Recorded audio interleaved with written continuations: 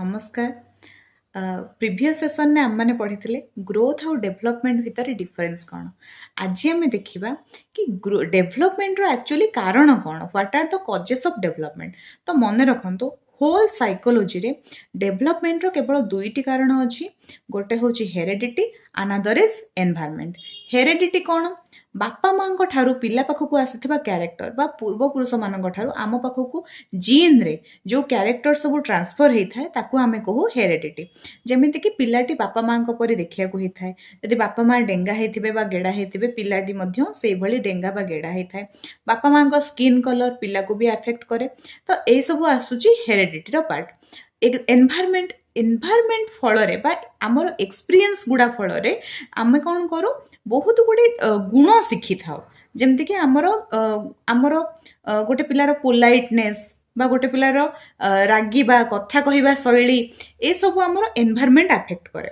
तो साइकोलॉजी रे आमे जनरली हेरेडिटी को मैचुरेशन बोली कहू आउ एनवायरनमेंट को लर्निंग बोली कहू। लर्निंग कौन, आमर एक्सपीरियंस फल बिहेवियर रे जो चेंजेस आसे ताको कहा जाए लर्निंग। जेमिति कि जदि वर्तमान गोटे लोक इंडिया रे अच्छी, सपोज से यूएसए गला, से यूएसए गला परे तार कथबार्ता स्टाइल चेंज हो जाए कारण से ता एनवायरनमेंट रू बहुत गुड़े किछि शिखे आउ ताकू कौन करे निजर जहाँ एक्सपीरियंस थाए ता सहित इनकॉर्पोरेट करिकी पुणी तार बिहेवियर चेंज आने। तो गोटे relatively permanent change in behaviour जोटा कि आम एक्सपीरियंस फल आसी थाए ताकू कहा जाए लर्निंग। आउ मैचुरेशन होची एटा होची हेरेडिटरी पार्ट।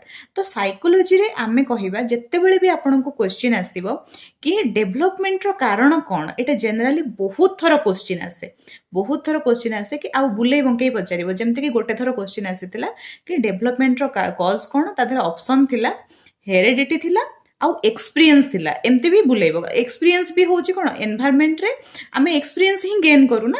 तो जत्ते बेले भी आपनको क्वेश्चन आसीबो कि what are the causes of development, तेणु कर सब बेले आंसर हबो हेरेडिटी एंड एनवायरनमेंट और आमे ताको कहि परिबा मैचुरेशन एंड लर्निंग। सो ए दीटा थिला basic cause of development. Thank you.